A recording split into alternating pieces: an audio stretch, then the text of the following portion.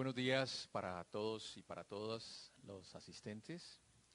El programa el programa de educación para la sexualidad y construcción de ciudadanía del Ministerio de Educación Nacional, en convenio con el Fondo de Población de las Naciones Unidas, les dan una cordial bienvenida al primer encuentro nacional de experiencias de educación para la sexualidad de maestros y maestras en formación de las escuelas normales superiores. Un saludo muy especial para aquellas personas que desde diferentes lugares siguen en vivo y en directo este evento a través del portal educativo Colombia Aprende y del enlace mineducacion.gov.co/mentv.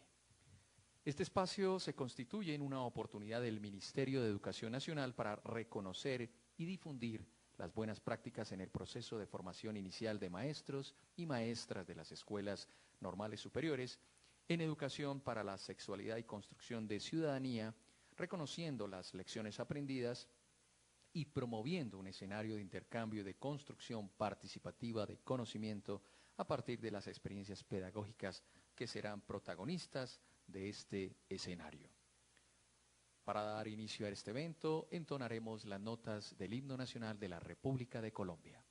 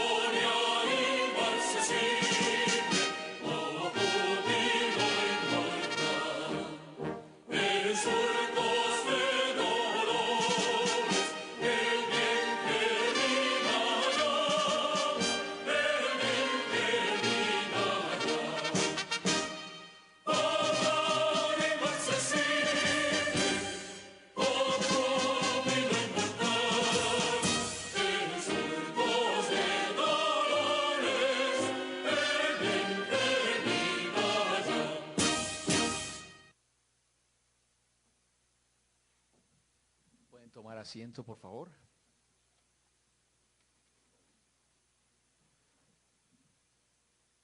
Presidiendo este encuentro están con nosotros la señora Tania Patriota, representante para Colombia del Fondo de Población de las Naciones Unidas, UNFPA, la doctora María del Pilar Caicedo Cárdenas, subdirectora de Fomento de Competencias del Ministerio de Educación, y también nos acompaña el doctor John Francisco Ariza Montoya, gerente del Programa de Educación para la Sexualidad y Construcción de Ciudadanía. Contamos además con la presencia de un conferencista, el señor Gonzalo Ordóñez, 9 panelistas principales, representantes de las facultades de educación de algunas universidades del país y otros actores de la comunidad educativa que representan a las escuelas normales superiores, quienes aceptaron la invitación a participar en este encuentro. Asimismo, damos la bienvenida y un agradecimiento por su presencia y participación a todos aquellos actores institucionales y sociales comprometidos con el trabajo de educación, salud y organismos multilaterales que promueven en función del reconocimiento de todos los colombianos y colombianas como sujetos de derechos. A continuación, y como apertura de este encuentro, procedemos a escuchar las palabras de la señora Tania Patriota, representante del Fondo de Poblaciones de las Naciones Unidas. Muchas gracias y muy buenos días a todas y todos. Bienvenidos a este evento de experiencias de educación para la sexualidad y la construcción de ciudadanía a maestros y maestras en formación.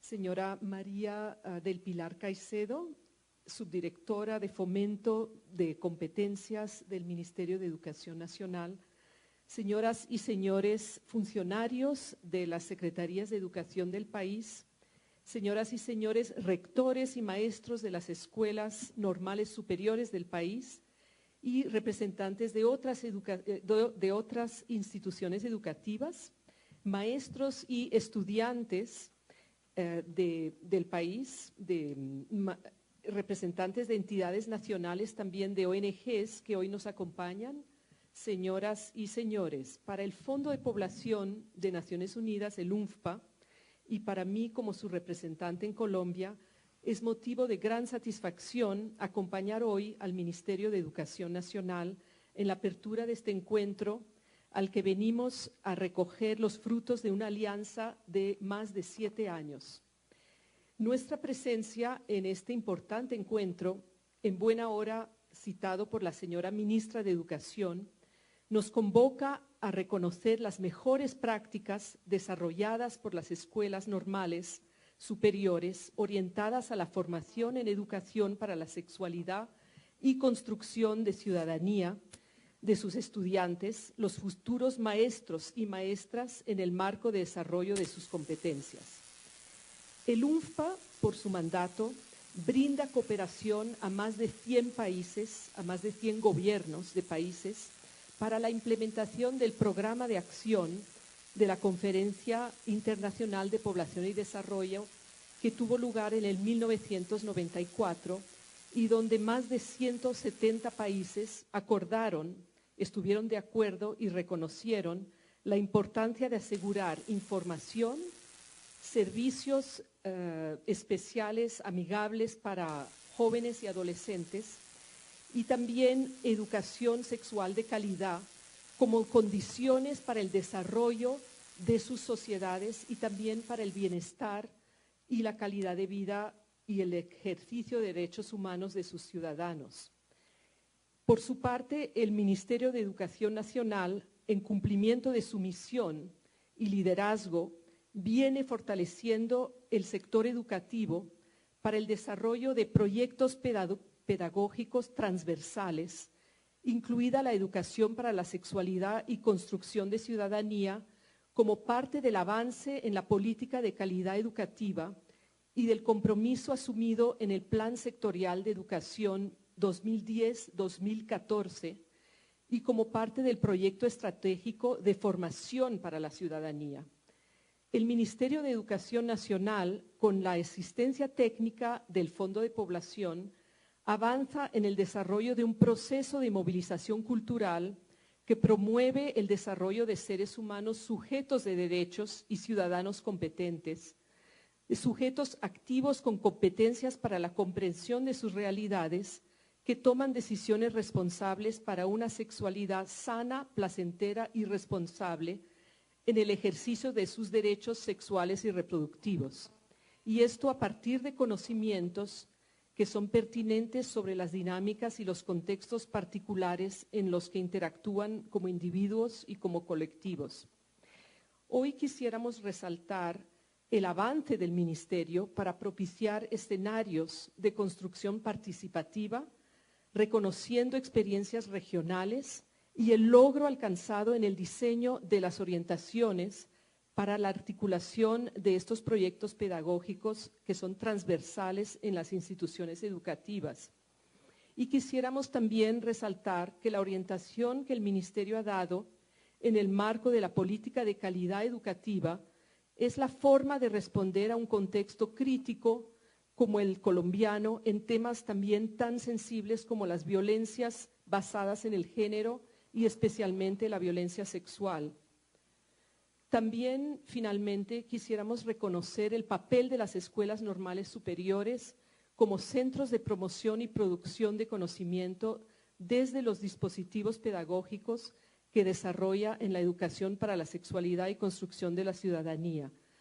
Estos proyectos y semilleros de investigación, los proyectos pedagógicos de aula y las prácticas pedagógicas, entre muchos, han permitido a sus estudiantes formarse como maestros y maestras y comprender su rol de garantes del ejercicio de los derechos humanos, sexuales y reproductivos en la escuela.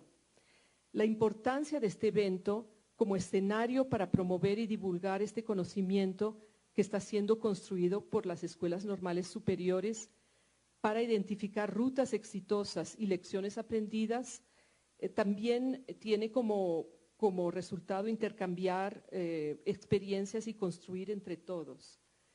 El Ministerio de Educación Nacional ha recibido y ratificamos que seguirá recibiendo el aporte del UNFPA como agencia de cooperación a través de procesos de asesoría y de asistencia técnica.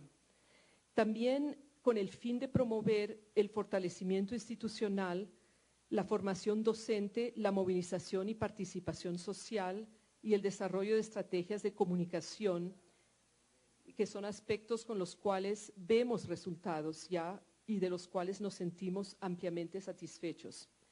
Y así termino deseándoles a todos un taller muy productivo y una estadía muy placentera aquí en Bogotá. Muchas gracias.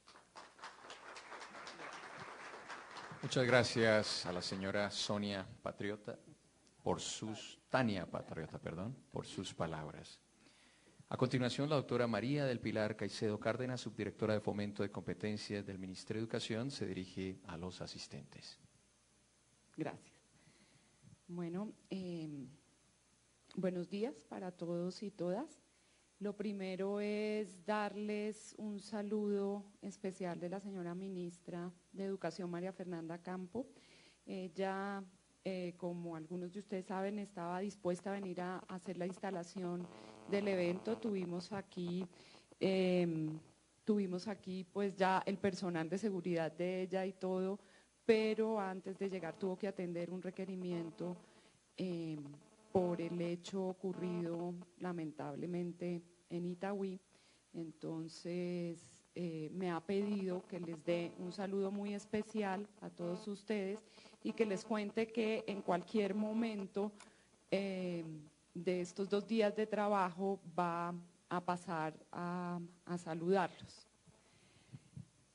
Bueno, señora Tania Patriota, representante para Colombia del Fondo de Población de las Naciones Unidas, señora Mariluz Mejía, asesora en salud sexual y reproductiva del Fondo de Población, señora Alicia Vargas, coordinadora de los programas transversales, John Francisco Ariza, nuestro gerente del programa de educación para la sexualidad, representantes de las entidades nacionales y de las entidades no gubernamentales, funcionarios y funcionarias de las secretarías de educación del país, rectores, rectoras, maestros, estudiantes de las escuelas normales superiores y de otras instituciones educativas que hoy nos acompañan, señoras y señores. Muy buenos días. Estamos seguros de que la formación de ciudadanas y ciudadanos con valores éticos, respetuosos de lo público, que ejercen los derechos humanos, respetan las diferencias y conviven en paz, es parte de lo que requiere el país para avanzar hacia una sociedad más democrática y equitativa. En este sentido, hemos emprendido el reto de educar para el ejercicio de la sexualidad y la construcción de ciudadanía como una posibilidad que nos permite contribuir con este propósito, pues tal como lo estipuló la Conferencia de Población y Desarrollo del Cairo de 1994 y como lo anticipaba nuestra Constitución Política Nacional, la sexualidad es una dimensión que debe vivirse de acuerdo con los principios de los derechos humanos, dignidad, igualdad y libertad. Sin embargo, sabemos que tanto en Colombia como en otros países de América Latina, tradicionalmente la sexualidad ha sido vista como un problema, considerada como un riesgo, y en el caso de niños, niñas, adolescentes y jóvenes, invalidada como una potencialidad. Por ello, desde hace 6 años, cuando surgió el Programa de Educación para la Sexualidad y Construcción de Ciudadanía, liderado por el Ministerio de Educación Nacional en convenio con el Fondo de Población de las Naciones Unidas, nos dimos a la tarea de promover en las secretarías de educación y en los establecimientos educativos del país una mirada distinta.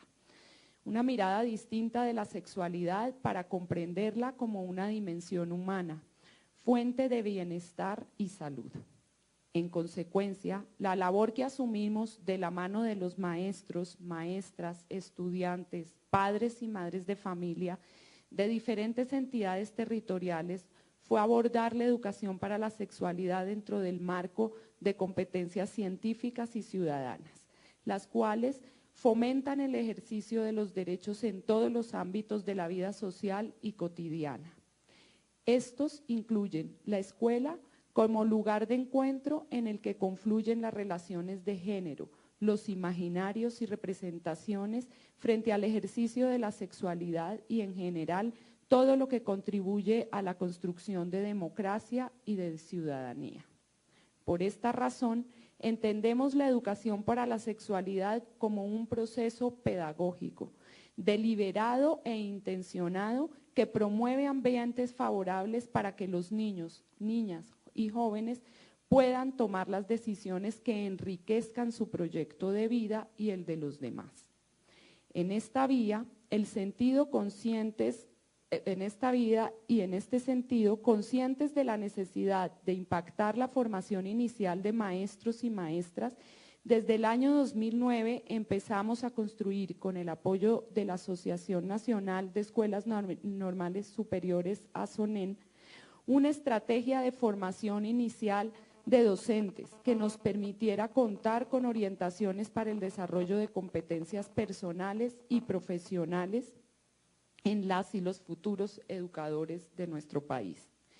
Competencias que los faculte para asumir la educación para la sexualidad como un proyecto pedagógico transversal desde un enfoque crítico e investigativo.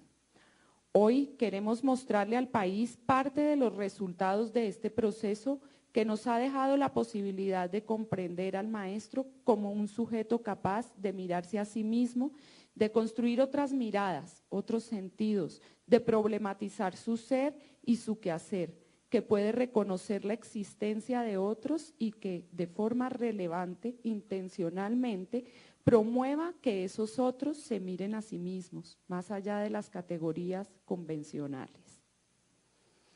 A esto le subyace una postura ética y política que también considera la escuela como institución social, que lee su contexto y que hace apuestas para la transformación del mismo. Con el trabajo que compartiremos en este encuentro, hemos construido herramientas útiles que han cualificado el encargo social de las escuelas normales superiores, pues ha hecho que tanto las maestras y los maestros en formación como los maestros en ejercicio desarrollen reflexiones pedagógicas, estructuren metodologías que reten el interés y los saberes previos de los estudiantes y reconozcan que ellos pueden aportar elementos relevantes al currículo, al manual de convivencia y en general al PEI. En pocas palabras, ha posibilitado la comprensión de su rol frente a la promoción y ejercicio de los derechos sexuales y reproductivos en la escuela. Queremos que esta sea una oportunidad para seguir fortaleciendo estas experiencias y que en el mismo sentido abra escenarios de diálogo y reflexión con diferentes actores del sector educativo y de otros sectores aliados para que caminemos juntos compartiendo saberes y experiencias alrededor de este tema que nos convoca dentro de nuestra misión como Estado Social de Derecho.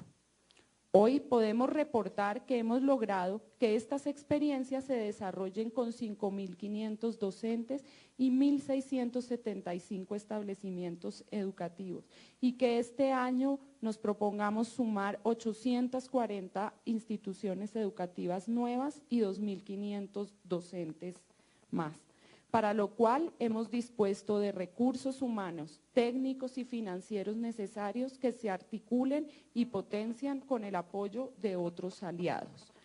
Son ustedes, futuras y futuros maestros, los invitados a transformar los paradigmas de la educación, haciendo que sea significativa, pertinente y de calidad en busca de la formación de mejores seres humanos, comprometidos con el respeto a la igualdad, la dignidad de todas las personas, la valoración de la pluralidad de identidades y formas de vida y la vivencia y construcción de relaciones pacíficas, equitativas y democráticas.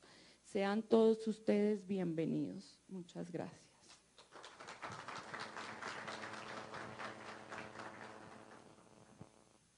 Muchas gracias a la doctora María del Pilar Caicedo por sus palabras, igualmente por la participación de la doctora Tania Patriota del Fondo de Población de las Naciones Unidas. Damos paso entonces al desarrollo de la agenda del día de hoy. Daremos inicio a la reflexión con la conferencia Perspectivas en la formación de maestros en educación sexual y construcción de ciudadanía, con la cual esperamos contar con una perspectiva general de las tensiones y problematizaciones que genera incluir la formación para el ejercicio y garantía de los derechos humanos sexuales y reproductivos en la formación de maestros y maestras. Al final de la conferencia habrá un espacio para preguntas y reflexiones. Después de un breve receso, daremos comienzo al desarrollo del primer panel denominado La formación inicial de maestros y maestras en educación para la sexualidad y construcción de ciudadanía, a partir de las prácticas pedagógicas, con la cual se busca reconocer los elementos que hacen posible la emergencia y construcción de prácticas lideradas por los maestros y maestros en formación de las escuelas normales superiores, centradas en educación para la sexualidad como una posible incuestionable para la formación de sujetos. Vendrá después la pausa del mediodía y al regresar iniciaremos el segundo panel, denominado Los proyectos de investigación como escenario formativo en educación sexual y construcción de ciudadanía. Este panel centrará su atención en identificar los elementos que hacen posible la puesta en marcha de procesos de investigación en la escuela, las nociones que subyacen a dichos procesos y de allí la elección de enfoques, preguntas, rutas metodológicas y productos que se obtienen de la misma. Al final de la tarde tendremos un panel más denominado Proyectos Pedagógicos de Aula en Educación Sexual y Construcción de Ciudadanía, a través de los cuales los panelistas expondrán cómo los proyectos de aula considerados como construcciones colectivas se convierten en un escenario privilegiado para poner en marcha metodologías y apuestas didácticas que asuman el programa de educación para la sexualidad y construcción de ciudadanía como un lugar donde convergen diversos saberes disciplinares culturales motivados por intereses e intencionalidades de cada uno de los miembros de la comunidad educativa en el que participan. Contamos además con un espacio al que queremos invitar a que todos y todas los asistentes participen. Se tratan de una serie de póster que se ubicarán en este auditorio y que invitan a la reflexión alrededor de aquellas preguntas relacionadas con la educación para la sexualidad que día a día rondan en la escuela. Les invitamos a que nos dejen sus opiniones y para esto pues podremos aprovechar los momentos de descanso. Vamos entonces a iniciar con la primera conferencia, dando la bienvenida al doctor Gonzalo Ordóñez Gómez, quien es psicólogo y magíster en Filosofía Social de la Universidad Nacional de Colombia. Ha sido profesor invitado a maestrías en Pedagogía y Educación de las Universidades Pontificia Universidad Javeriana, Externado y Autónoma de Bucaramanga, entre otras. Hizo parte de los equipos nacionales que formularon los estándares básicos de competencias ciudadanas y la prueba ECAES, hoy Saber Pro, para la licenciatura en Educación Básica con énfasis en Ciencias Sociales. Ha representado el Ministerio de Educación en congresos internacionales sobre educación para el desarrollo de competencias en México y Ecuador. Fue co-investigador e integrante del equipo técnico regional de Bucaramanga durante la fase piloto del programa de educación para la sexualidad y construcción de ciudadanía, en el marco del cual acompañó a más de 50 instituciones educativas de Santander y de la región del Magdalena Medio en la implementación de este programa. Ha acompañado a diferentes escuelas normales superiores del país con miras a fortalecer los procesos de formación inicial de los docentes. Actualmente se desempeña como profesor titular en la UIS, Universidad Industrial de Santander. Con ustedes, entonces, el profesor Gonzalo Ordóñez.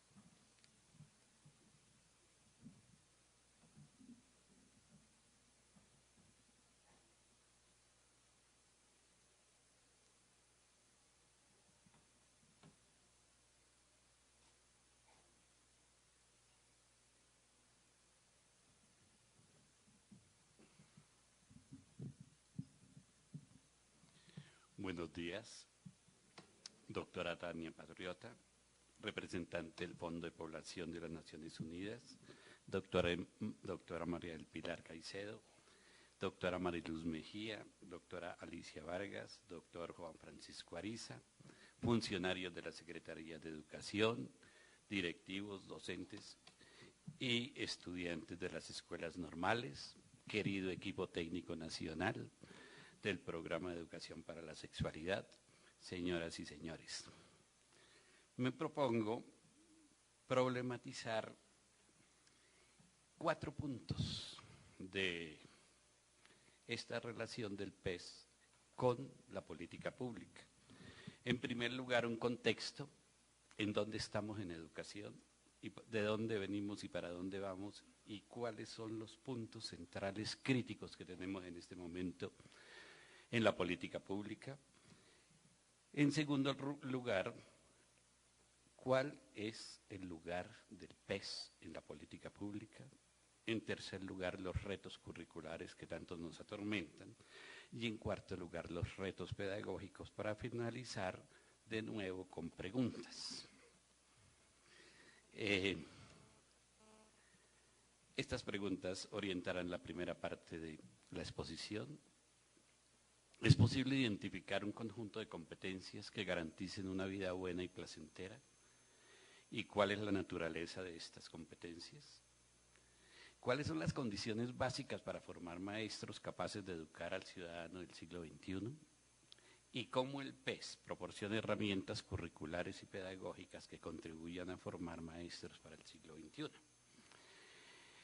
Esta diapositiva, que es del Ministerio, es del año 2010 y ya está muy desactualizada. Esto está marchando muy rápido. Esta decisión de la ola de las competencias se tomó hacia el año 2006 y ahí hay una cantidad de decisiones históricas que nos competen y nos comprometen en la labor educativa. Recurro más bien a una anécdota que nos ocurre en los foros departamentales de Santander hacia el año 2006, cuando celebramos el foro de competencias laborales y aparecen hacia ese año las competencias laborales. Yo creí que se acababa la educación básica en Colombia. Todo el mundo encantado con las competencias básicas. Y nosotros con las personas de la Secretaría de Educación diciéndole lo más importante y lo más fundamental y la plataforma de diálogo de las instituciones educativas son las competencias básicas. La razón de ser de toda la educación básica es, perdonen la redundancia, la básica lo básico de la básica. Esa decisión de definir las competencias básicas le costó al país más o menos 14, 15 años, desde la ley 115 hasta el año 2006. No fue fácil, pasamos, acuérdense, por interpretativas, propositivas y argumentativas, y pasamos por una cantidad, por un vaivén de competencias hasta que logramos centrarnos definitivamente y tener un lenguaje común para la educación. Esas son las competencias básicas: matemática, científica y comunicativa. Y el sitio de las ciudadanas, recuerdo también que ya estábamos finalizando hacia el año 2004, ya dándoles los últimos retoques a los estándares, y bueno, ¿dónde se ponen las ciudadanas? Alguien de la comisión muy proféticamente dijo: cuidadito, las transversalizamos, porque transversalizar significa eso no es conmigo, eso es de otro, eso no tiene que ver conmigo. De todas maneras, las ciudadanas quedaron transversalizadas y ha habido un problema bien complicado de entender el sentido de la transversalización. Yo creo que hay dos obstáculos que nos están impidiendo mucho profundizar en qué es que se transversaliza. Y uno de esos obstáculos es que todos los docentes fuimos formados por universidades, yo digo irónicamente, todos fuimos deformados por las universidades, en una mentalidad disciplinar única y con perspectiva única del mundo. Recuerdo que cuando yo estudiaba en la Nacional, creí que lo que yo estudiaba era la verdad y todo el mundo estaba equivocado. De alguna manera, y así éramos todos, mirando de reojo. Eso había una jerarquía de carreras, entonces las de mayor jerarquía miran así ahí por debajo, y esa mentalidad todavía después de la ley 115, que es donde aparece la dimensión transversal, todavía los lineamientos curriculares que rompieron la mentalidad disciplinar, todavía llegan maestros a decir: yo vengo aquí a dictar biología, o yo vengo a dictar química. Y por ahí están los historiadores moviéndose que pongan otra vez la historia en la básica. Y eso hacen fuerza, y de pronto hasta qué peligro, ¿no? Ese es el primer obstáculo que hay, esa mentalidad nuestra disciplinar que no nos deja ver la riqueza que hay en el mundo del conocimiento, y que solamente accedemos a esa riqueza con una mentalidad transdisciplinar y transversal. Y el segundo obstáculo tan grande para poder transversalizar es, claro, lo que llamamos el asignaturismo, las materias. No hemos dado el paso y estamos todavía luchando mucho entre materias y áreas. ¿Cuánto hace que los lineamientos están sobre el tapete educativo? Ya tienen 12 años. Los lineamientos curriculares finalizaron de escribirse en el año 2000. 12 años después uno abre un plan de área, un plan de estudio de las instituciones educativas y ¡pum!, encuentra asignaturas. Ese es un complique muy grande. En el año 2010 se produjeron dos acontecimientos maravillosos, y es que se estructura completamente el Sistema Nacional de Competencias de Colombia, desde la primera infancia hasta la universidad. O sea que estamos en una perspectiva nacional de educación para toda la vida, que se inicia en los 3 años, en los 2 años, con una política muy fuerte en política pública, y que copa hasta la universidad y hasta los posgrados. Esa es la decisión que subyace. Eso es lo que subyace a la decisión del ICFES de estructurar un sistema de evaluación que vaya desde el niño de 5 años hasta Saber Pro. Voy a mostrar esos cambios que son importantísimos. Esos cambios es, digamos, la agenda de decisiones de las instituciones educativas. Este año 2010 cuando empieza a montarse el nuevo sistema, digamos, el nuevo examen de evaluación de la calidad, que las pruebas saber copan todo el sistema, desde tercero, quinto, desde los 5 años, primera infancia, tercero, quinto, 11 y saber pro. En el año 2010 se tomó una decisión fundamental por parte del Ministerio y del ICFES y fue la separación de las competencias entre componentes y competencias. A eso no le hemos puesto mucho cuidado y ahí es donde hay una clave interpretativa importantísima para mirar cómo la competencia en Colombia puso en primer lugar los procesos de pensamiento. Miren debajo de la columna que dice competencia, las 3 competencias básicas, lenguaje, matemáticas y ciencias, y digámoslo así, se subdividieron en competencia comunicativa, que se subdivide en producción y comprensión textual, y los procesos de pensamiento, razonamiento y argumentación, comunicación. Los que conocen bien los lineamientos curriculares pueden encontrar que en los componentes está la herencia de los lineamientos curriculares, de los estándares básicos. Entorno vivo, entorno físico, ciencia, tecnología y sociedad de las ciencias naturales, los pensamientos matemáticos, los 5 pensamientos no matemáticos centrales a los estándares de matemáticas y los dominios de la competencia comunicativa en semántico, sintáctico y pragmático. Pero el refinamiento que se hizo con el nuevo examen PRO es este refinamiento de centrar, de poner sobre, digamos, focalizar los procesos de pensamiento en como el concepto fundamental del aprendizaje en Colombia. Es que ahí es donde hay que poner el punto y ahí es a qué va el niño a la escuela, a desarrollar sus procesos.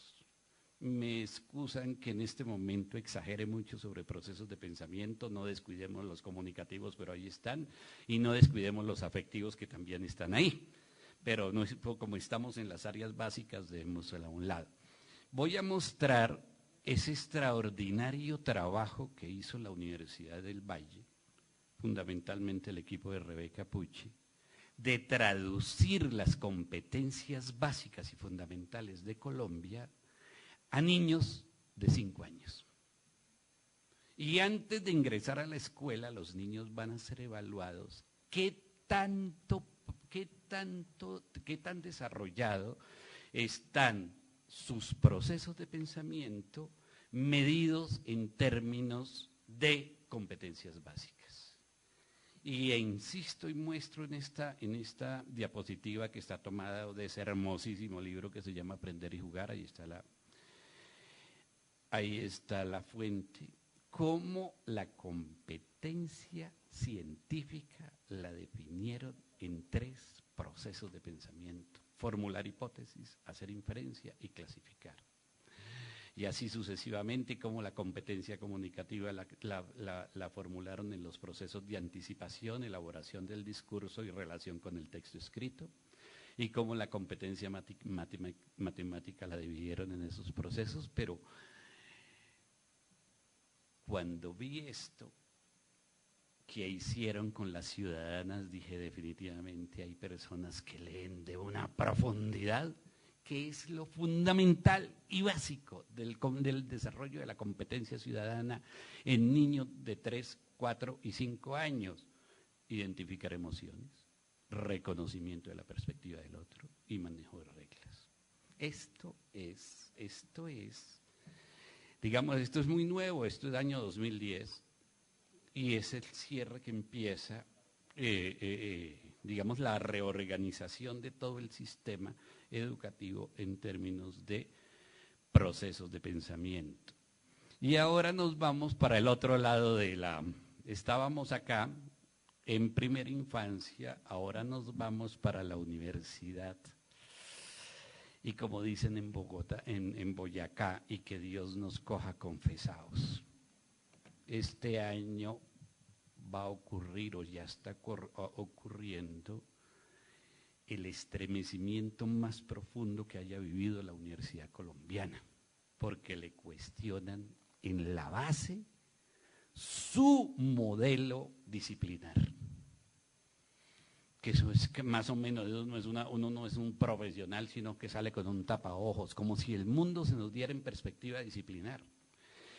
Y tomaron una decisión el ministerio, junto con el ICFES, que es una decisión muy poderosa, evaluar a los profesionales y a los egresados de las escuelas normales del ciclo de formación con estos criterios.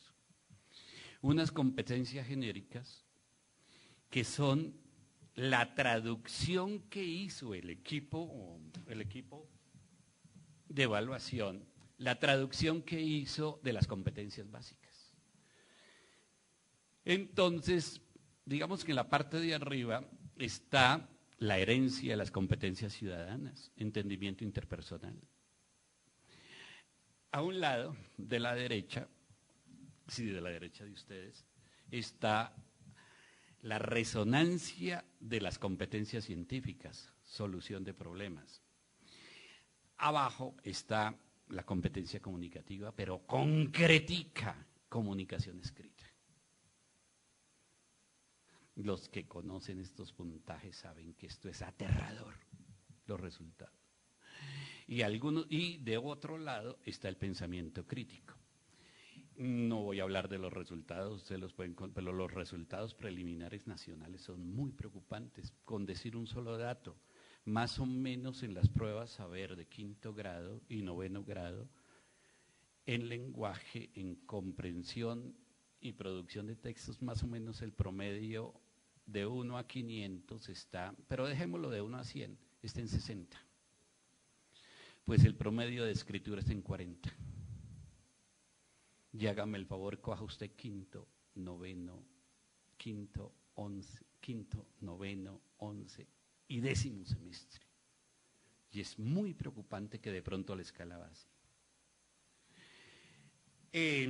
Estas competencias genéricas, claro, yo vi un comunicado, lástima que no lo... Yo vi un comunicado de unos gremios profesionales que decían, pero ahí ¿qué hay de contabilidad? ¿Eso qué tiene de contabilidad? ¿Por qué a un abogado le van a preguntar eso? Porque el Estado colombiano tomó esa decisión tan linda, definir lo que es un profesional por los procesos de pensamiento y no por lo que sepa. Porque lo que sabe es caduco. Eso a los 5 años, mejor dicho, a los 5 años uno ya está obsoleto. En cambio, lo que no caduca es la capacidad de la autonomía intelectual. Entonces, ¿qué es un profesional? Un profesional es el que soluciona problemas. Y eso en las instituciones educativas lo vemos. ¿Quién es el maestro no profesional? El que genera problemas. ¿Qué es un profesional? El que mantiene unas relaciones interpersonales con base a criterios y objetivos y propósitos.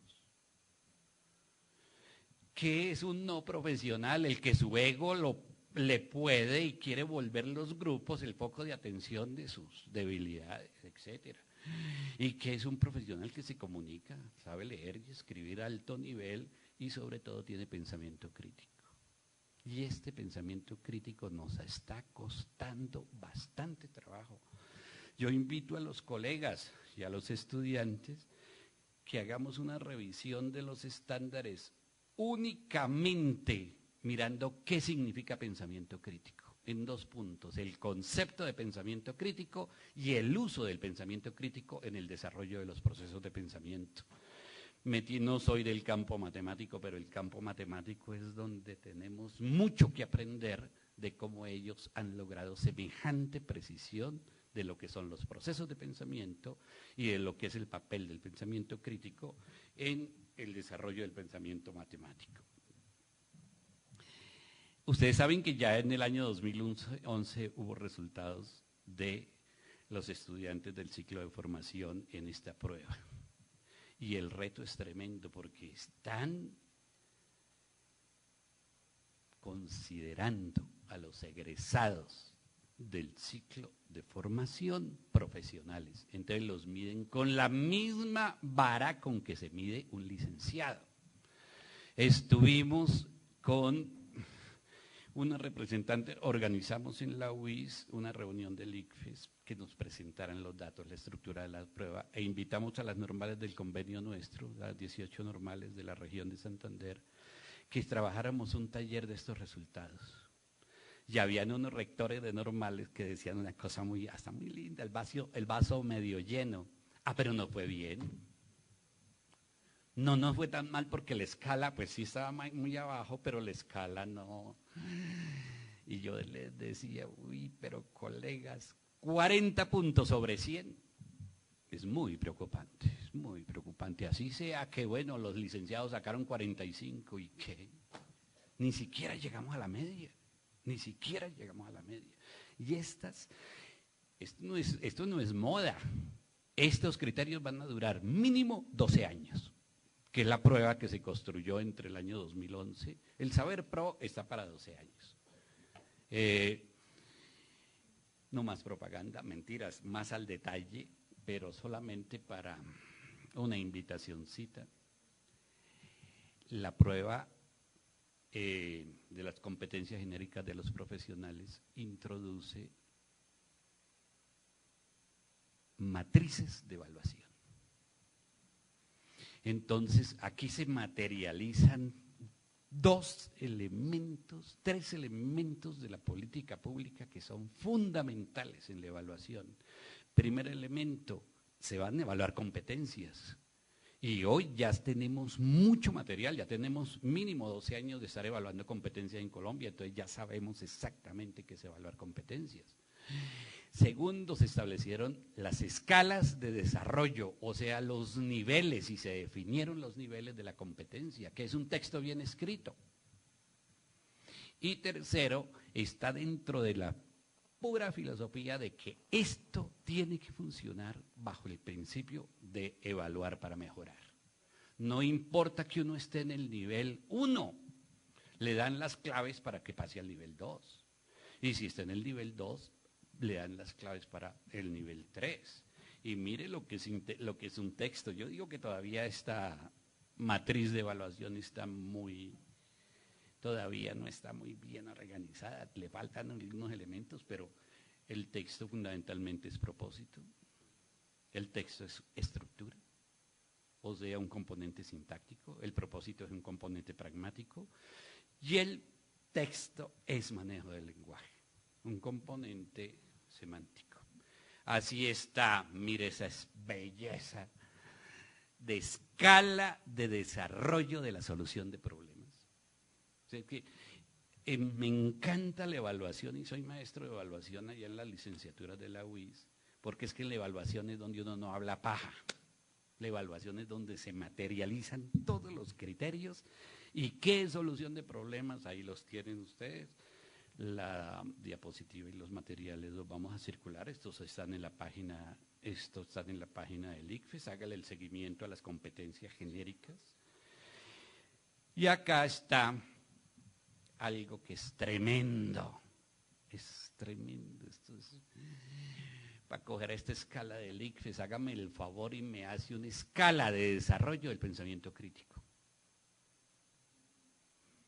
Cuando estuvimos haciendo la primera matriz con Rosario Jaramillo de las competencias ciudadanas, el pensamiento crítico nos asustó. Es que estos son pesos pesados del proceso educativo. ¿Cómo hacer una escala? ¿Cómo definir los componentes del pensamiento crítico y cómo hacer una escala de desarrollo del pensamiento crítico? Esto es. Lo que hay detrás de esto no es asunto de genios ni nada, es el diálogo que Colombia está sosteniendo con las agencias internacionales de evaluación.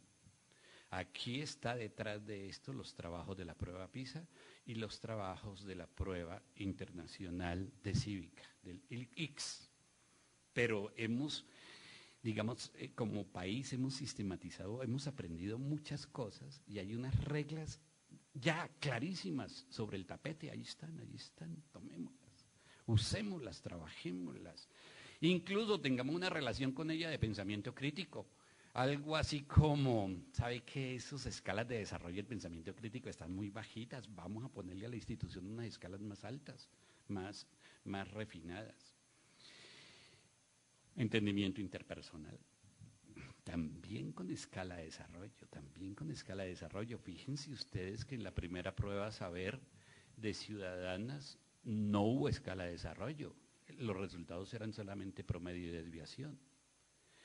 En la segunda prueba tampoco hubo escala de desarrollo. Creo que en la prueba que viene para este año de competencia ya entramos a esta metodología de evaluar la competencia a partir de niveles de desarrollo, que es lo que garantiza realmente el principio de evaluar para mejorar. Hasta acá estábamos con las competencias genéricas para todos los profesionales, técnicos, tecnólogos y profesionales. Incluso especialistas y maestría. Y si usted mira la escala del ministerio, se va para los doctorados. Así en lenguaje irónico, le decimos nosotros a los estudiantes que quieren ingresar a nuestra maestría, la única razón para hacer una maestría en pedagogía es que usted aprenda a leer, a escribir y a pensar, no más. ¿Por qué tanto tiempo después? Este es un trabajo precioso, creo que fue Díaz Cofade con el ICFES y el Ministerio. En el año 2004 y 2005, para asuntos de poder evaluar las ECAES de los licenciados, formulamos 5 competencias. ¿Cuáles son las competencias? ¿Qué es lo específico del maestro? ¿Qué es lo que un maestro realmente sabe hacer y para qué se le contrata? Y en el año 2005 se trabajaron las 5 competencias famosas que estuvieron rondando por los ECAES de las licenciaturas: saber la asignatura, saber enseñar, saber organizar ambientes democráticos, saber evaluar y saber de política pública. Pues en una síntesis muy preciosa dejaron las 3 competencias pedagógicas fundamentales: enseñar, formar, evaluar. Importantísimo para la formación de maestros, importantísimo. ¿Qué es lo que hay aquí? En primer lugar, se están definiendo el perfil pedagógico del maestro por procesos de pensamiento, no por contenidos. O sea que mantenemos la misma filosofía de las competencias básicas, mantenemos la misma filosofía de las competencias de la primera infancia y ahora las ponemos ahí. Segundo, que hay en esta decisión que se tomó en el año 2010-2011, es no se van a evaluar contenidos. No es que el maestro vaya, ¿usted sabe cuándo nació Piaget y cuántos hijos tuvo? ¿Usted sabe cuántos libros escribió Vygotsky? No, se va a evaluar la autonomía intelectual del maestro y la autonomía profesional en términos de 3 procesos fundamentales, de 3 competencias fundamentales: enseñar, formar y evaluar.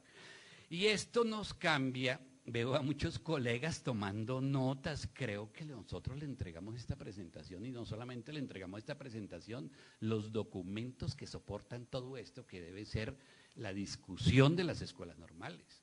Esto es la discusión, y esto es, mejor dicho, esto es el polo a tierra para dónde vamos en los próximos 10 años.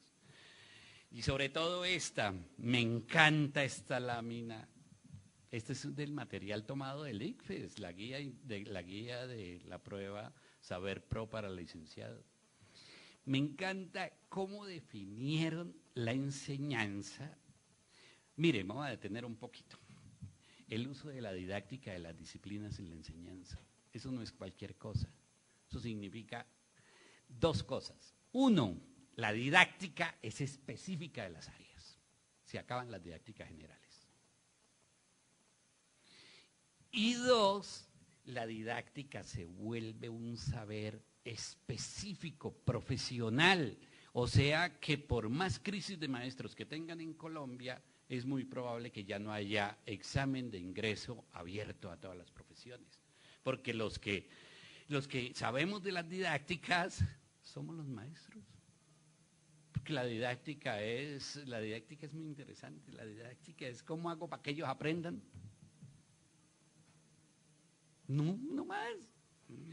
Segundo, enseñar dejó de ser una actividad del aula de clase y se volvió en perspectiva institucional y comunitaria. Eso sí me encanta, eso sí me encanta. Porque durante mucho tiempo la formación de maestros era para el aula, comillas, para dictar clase. Hoy no, hoy la función del maestro está en aprender a hacer diseño curricular.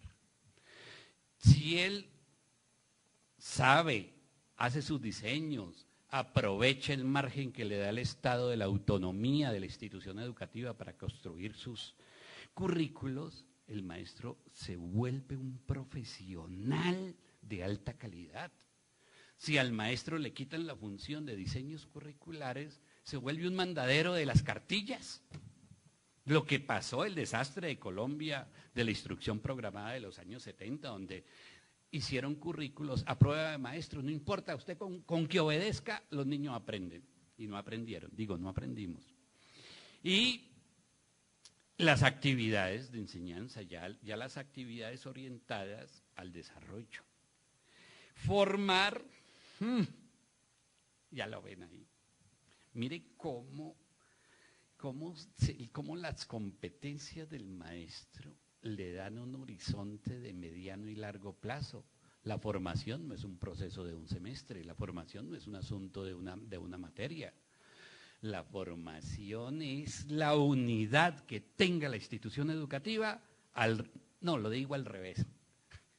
La formación tiene que ver con la capacidad de la institución educativa de transversalizar sus áreas y de ponerle unos hilos conductores de largo plazo. Digamos, los hilos conductores de largo plazo y de gran horizonte político y ético está en la ley 115, en el artículo 5. Pero eso nos chocó, uno de esos tan bellos, libre desarrollo de la personalidad. Eso ha habido una pelea en las instituciones educativas. Ay, es mío, un libre desarrollo de la personalidad los deja mechudos. Interprétemelo como horizonte de sentido, no como anécdota. Y evaluar. Ay.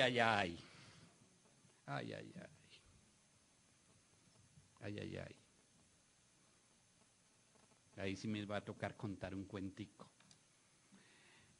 Año 2010, 2009-2010, el Ministerio publica el 1290, el decreto que regula la evaluación.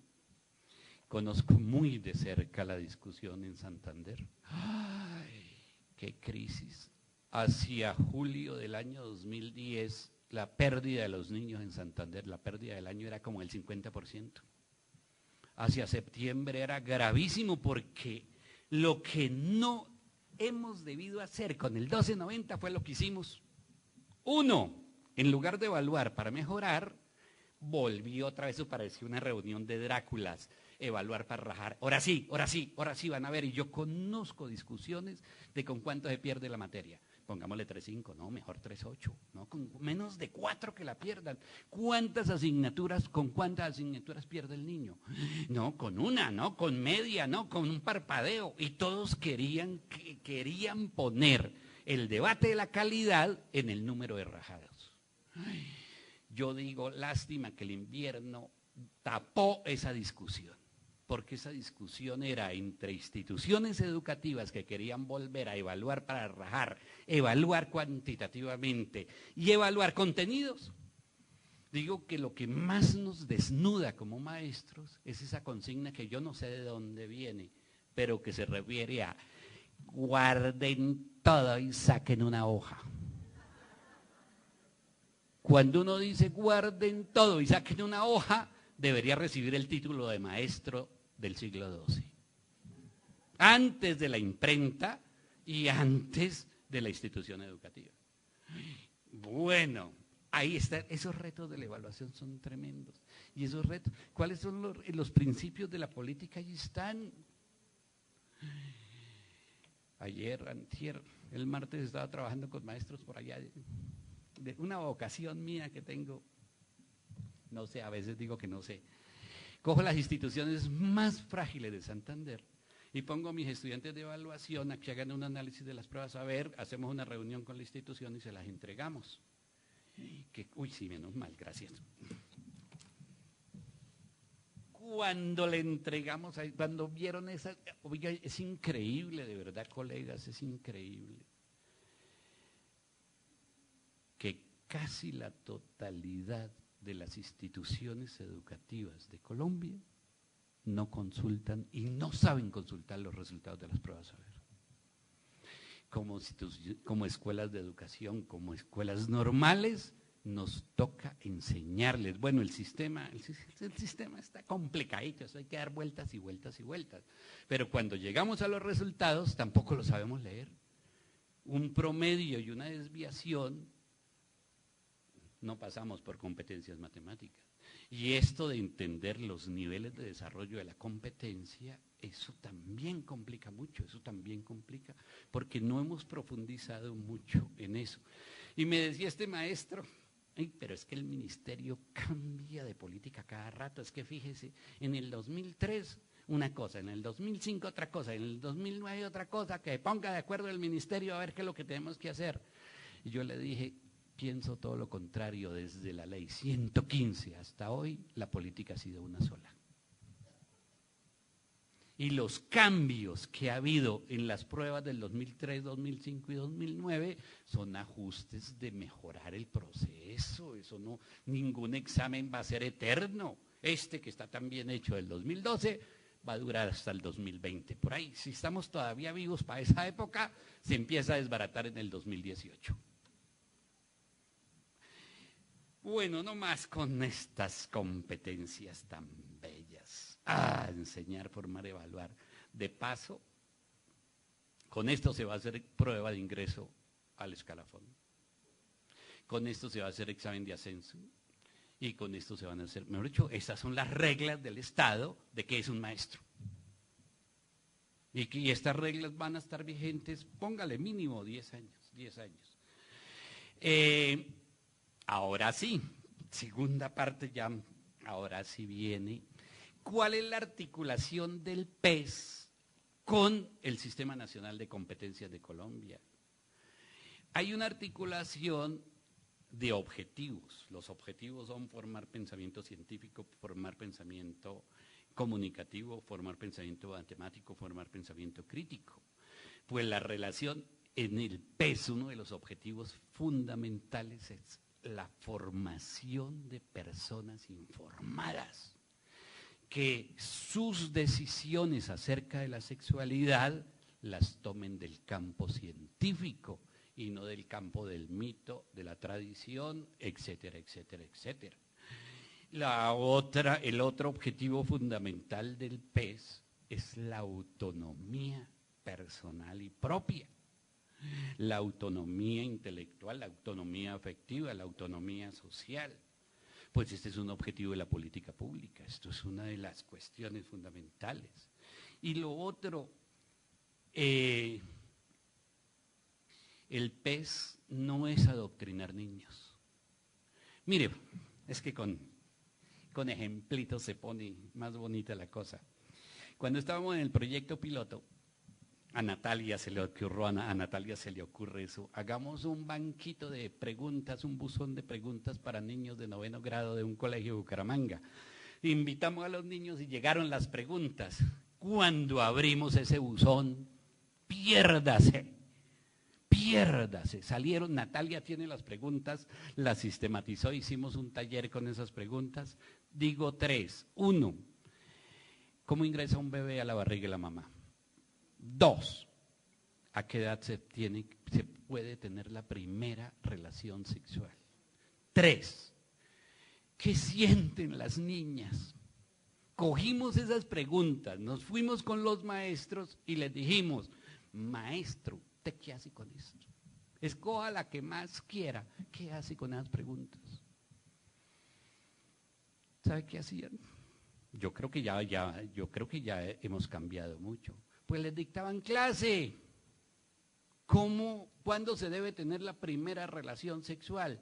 Mi hijito, después de que se muera 10 años después. Que es el ideal de cierta ideología. No, hay algo fundamental en la formación de la afectividad del niño y que no lo podemos perder de horizonte. Es la voz propia y el criterio propio. Y queridos colegas, todos los estándares de Colombia tienen esa dimensión ética comunicativa de la voz propia, el criterio propio y el desarrollo de su propio pensamiento. Entonces ahí tenemos esas articulaciones. A esas articulaciones es lo que nosotros llamamos transversalidad. Transversalidad no es que el maestro vaya de matemáticas dicte clases de sexualidad. El transversalidad es que todos los que estamos trabajando en educación básica nos encontremos en los procesos de desarrollo de los niños, ya sea procesos de pensamiento, procesos comunicativos o procesos emocionales, manejo de la información. Estas son las competencias comunicativas, los procesos fundamentales de la competencia comunicativa. Manejo de información, andamos muy mal. En interpretación, mal. Y en valoración crítica, ni se diga. En la prueba colombiana, cuando estos criterios se someten a la prueba PISA, olvídese. Olvide que los resultados son espantosos porque no estamos trabajando a profundidad. ¿Qué hacer para que el niño aprenda a manejar información? ¿Qué hacer para que el niño desarrolle las competencias fundamentales de interpretar? ¿Y qué hacer para que el niño? Pues bueno, ¿qué es lo que ofrece el PES? Una cosa bellísima que viene desde hace mucho tiempo. El ambiente democrático de aprendizaje, que se expresa en una palabra, más adelante lo desarrollo, que se expresa en una palabra, el niño en el aula de clase es sujeto de derecho o es objeto de intervención. Y si ponemos esta discusión entre objeto de intervención y sujeto de derecho, nos quitamos mucha pendejadita que tenemos en la cabeza del pelo, de las botas, del uniforme, de métase, de hagan, y que no diga, y que no sé qué, y que sí sé cuándo, no diga groserías. Los derechos humanos, sexuales y reproductivos, la perspectiva de género, el desarrollo y el proyecto de vida. Y aquí están las hermosísimas competencias emocionales que vienen de las competencias ciudadanas. Algún día le hacemos un homenaje a Rosario Jaramillo por haber introducido esta dimensión tan hermosa en las competencias ciudadanas. Expresar emociones. Expresar emociones tiene que ver con el arte, tiene que ver con la educación física, tiene que ver con la literatura, tiene que ver con todo. Pero una persona que exprese sus emociones las educa. Esto es una de las cuestiones que envidiamos en las mujeres, los hombres, que nosotros no somos capaces de expresar emociones, y menos los santanderianos. No, Mariluz, oiga, supe que murió su mamá, dígame. Y después del dígame no sigue sino el infarto, porque tráguese todo. Empatía. Mire, una de las discusiones internas que se la debemos a Rosario, quitemos esa perspectiva psiquiátrica de las escuelas. Los niños no están enfermos, los niños no tienen patologías. Lo que necesitamos hablar es un lenguaje de educadores, un lenguaje de expresar emociones, de la empatía, de sentimientos morales y de criterio moral. Eso no son categorías psiquiátricas, eso son categorías fundamentalmente de educadores pensando al niño en un horizonte de sentido. Por eso, para poder desarrollar estos componentes emocionales, el PES establece esas herramientas tan poderosas para la educación de las emociones, para la educación, digámoslo así, en lenguaje de psicólogos, para la educación de la personalidad, el modelo autobiográfico, el enfoque apreciativo y el desarrollo de competencias éticas. Entonces, aquí están los retos. No digo más de lo que dijo María del Pilar y lo que dijo la doctora Tania. Este es el lenguaje de hoy en Colombia, en términos curriculares. Usted lo conoce muy bien porque en la visita de los pares se puso de acuerdo a preguntarle a los maestros de las normales, vamos a ver si ustedes son maestros contemporáneos. Y recuerdo que en Málaga uno de esos pares con lista de todos los profesores les dijo, a ver, profesor fulano de tal, dígame 3 criterios con los cuales usted selecciona el conocimiento pertinente. La otra pregunta fue, muéstreme el acta de reunión de maestros en las cuales ustedes establecieron las estructuras de la transversalidad. ¿Cómo llegaron a eso? ¿Qué hicieron? ¿Cómo entendieron la competencia y qué enfoque por competencias usted está privilegiando en la institución educativa? ¿Y qué entiende usted por aprendizaje? Todavía guarden todo, saquen una hoja y guarden todo y diga los ríos de Colombia por orden alfabético y de creación. Brevemente, para contar un cuento nomás, pero el que quiera con mucho gusto voy a estar los 2 días, esto es lo más importante de todo.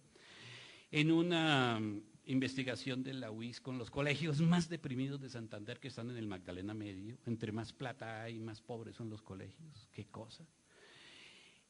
Cogiendo la extraordinaria herramienta de la matriz pedagógica que no hemos valorado y que salió del proyecto, le presentamos la matriz pedagógica a maestro. Este colegio es de Sabana, pero trabajamos Sabana, San Pablo, Cantagallo y San Vicente, y le dijimos a los maestros, mire, aquí hay una herramienta para resolver el problema del contexto.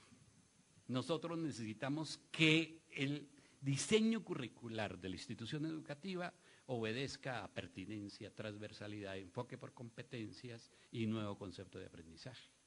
Después de mucha discusión, ellos hicieron el diagnóstico institucional, a eso lo llamamos problema institucional.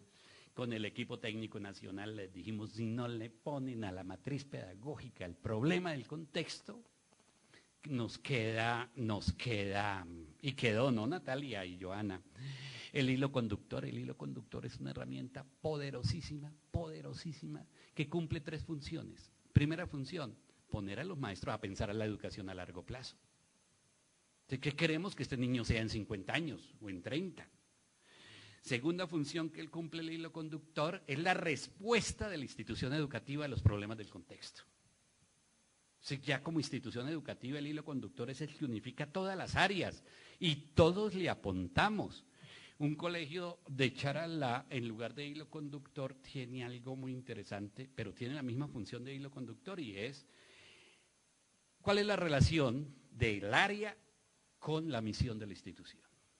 Y se supone que la misión está contextualizada y está.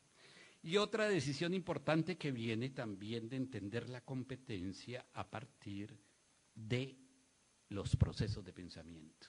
Entonces, en la malla curricular aparece una columna donde están los procesos de pensamiento que el área del lenguaje va a desarrollar. ¡Pum! Y enseguida esos procesos de pensamiento, estoy acá, esos procesos de pensamiento, esto es incompleto por supuesto porque me interesa es solamente la relación de este trabajo que hicieron los maestros con la matriz pedagógica del proyecto. Y mirar cómo esa matriz se puede ir cambiando según el contexto, según los maestros, según lo que queda. No es la matriz solamente para incorporar el PES al currículo, es la matriz para transformar y resignificar el PEI. Y eso comienza por la reestructuración de las mallas, por pensar cómo lo hacemos. Enseguida si viene la competencia, está tomado de los estándares, y enseguida viene el encuentro, la transversalidad. Otras áreas aportan procesos de pensamiento coherentes con comprender e interpretar textos. Entonces tenemos una transversalización de procesos, lo que sigue sí es supremamente conocido. Más detalles sobre esto con mucho gusto. Entramos al punto ya casi final, la naturaleza pedagógica y didáctica del PES. Perspectiva de género, esto ha tenido muchos problemas.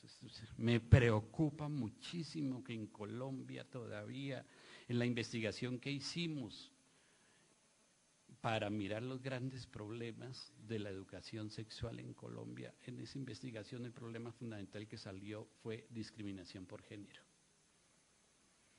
Y este es el problema fundamental que hay. Y una evidencia de esa discriminación es que nosotros en la prueba saber del 2009, los resultados nacionales de las niñas en ciencias y en matemáticas son inferiores al de los niños.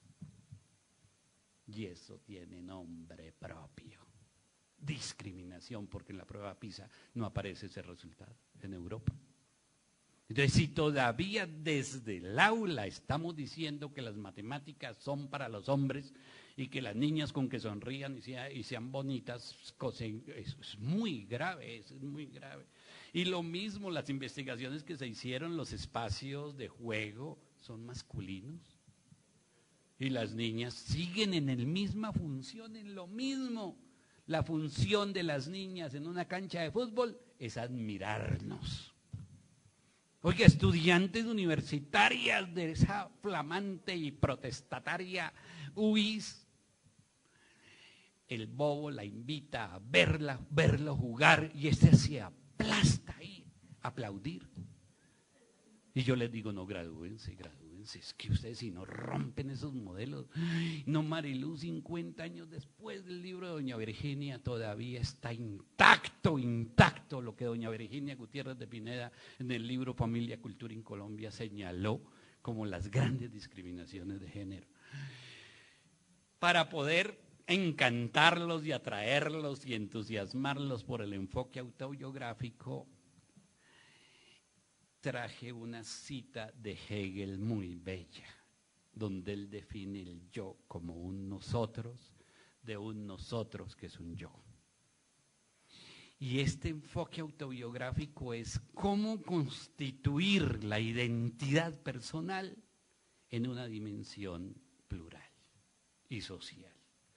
Y ahí está muy grave eso, el individualismo nos está matando. El individualismo, y más con esas corrientes tan sospechosas de la autoestima, la autosuperación y todas esas cosas que no quedaron en las competencias ciudadanas. Toda la literatura de autosuperación lo que está formando son unos monstruos narcisos y egocéntricos tremendos, con esa tal característica. El enfoque autobiográfico tiene que ver también con la construcción de múltiples perspectivas y tiene que ver con la reconstrucción de que el ejercicio de la sexualidad es un componente fundamental de la historia personal y social nuestra. El enfoque apreciativo, uno de los grandes poemas de Borges, uno de los grandes es el poema de los dones, pero ese fue tan bello que él escribió otro poema de los dones. Entonces leo a Borges: gracias quiero dar al divino por el amor que nos deja ver a los otros como los ve la divinidad. Ese es el enfoque apreciativo. Una mirada amable y generosa. Anthony Giddens sostiene que el punto más alto de desarrollo de la personalidad del yo es llegar uno a tener una mirada amable y generosa con uno mismo y con los demás. Lo contrario de la mirada amable y generosa es la amable puñalera. Estoy muy gorda, estoy muy feo, estoy muy calvo, estoy muy no sé qué. Pues, entiérrese. El horizonte amplio se define, el horizonte amplio es tener la mirada a largo plazo para poder tener una perspectiva y darle el significado que tienen las cosas.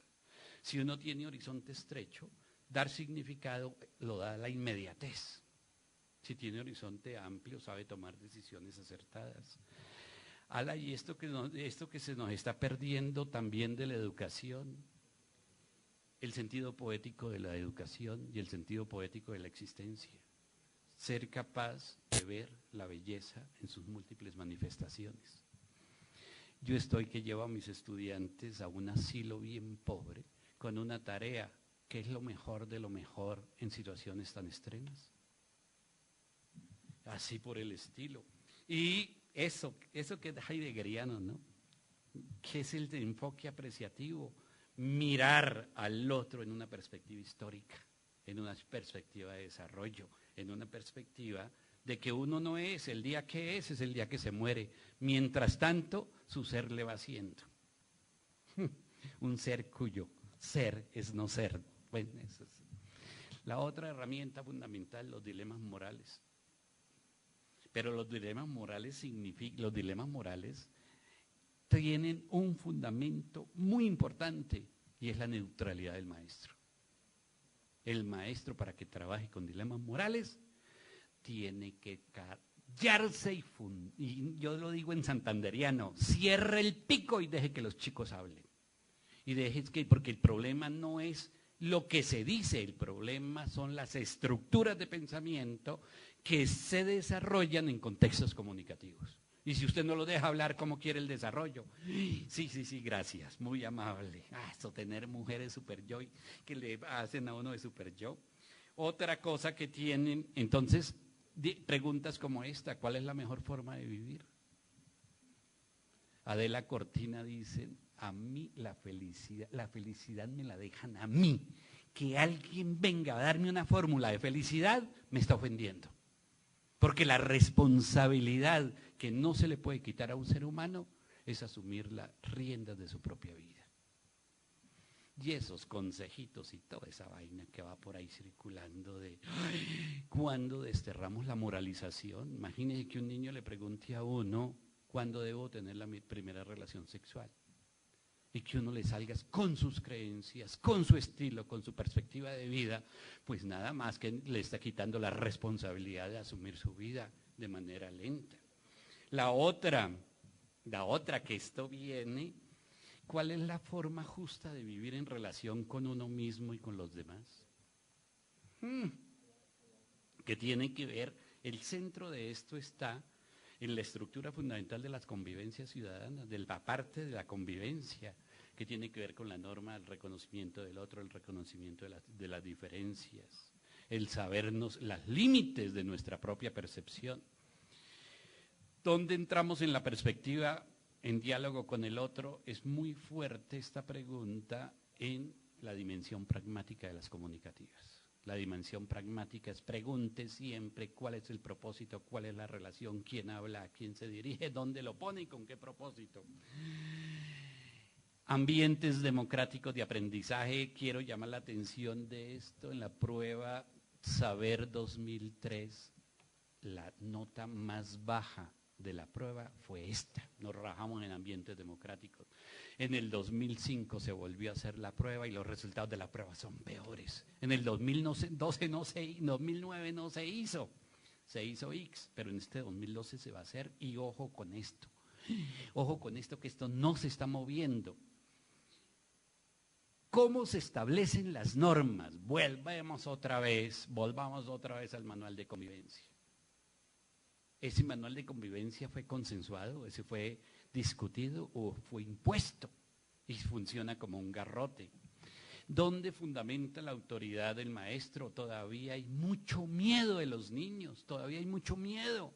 Y mientras haya miedo en las instituciones educativas, no estamos formando ciudadanos y no estamos formando personas. ¿Cómo se resuelven los conflictos? Yo le digo a mis colegas con mucho cariño, para la rectoría, para la coordinación, pues páguele el sueldo usted, la mitad de su sueldo a la coordinación. Si eso es la resolución, ¿cuáles son los mecanismos de resolución de conflictos? Y el rol del estudiante, de verdad es sujeto de derecho. Yo hago una pregunta siempre sobre el rol del estudiante a los que fuimos y somos padres. ¿Cuándo descubrió y cuánto le costó a usted descubrir que su hijo es sujeto de derecho? que eso es que, como padres y madres, eso se paga con úlcera. Me da permiso en una fiesta, llega a las 11, llega a las 3 de la mañana. ¿Usted qué hace? Que no puede tampoco decir, entonces haga lo que le dé la gana, no, eso tampoco es, eso no son extremos, las relaciones interpersonales no son así.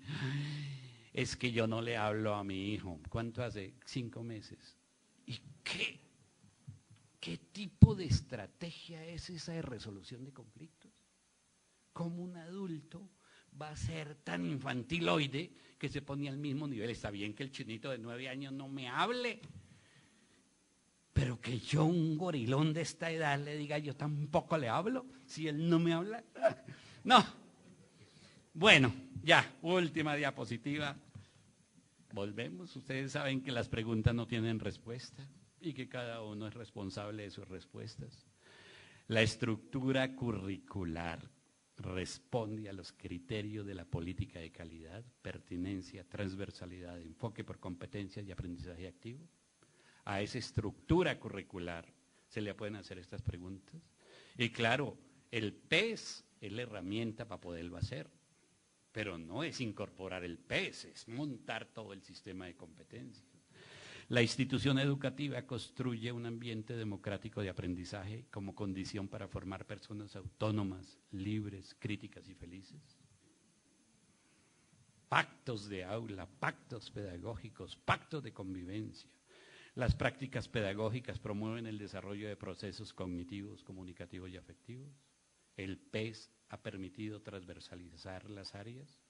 Las escuelas normales superiores mantienen un diálogo crítico con las políticas nacionales e internacionales de la formación de maestros. Muchas gracias.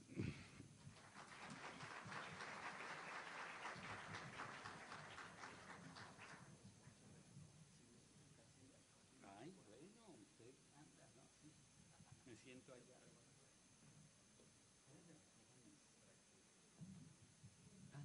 No tengo, sí, esto.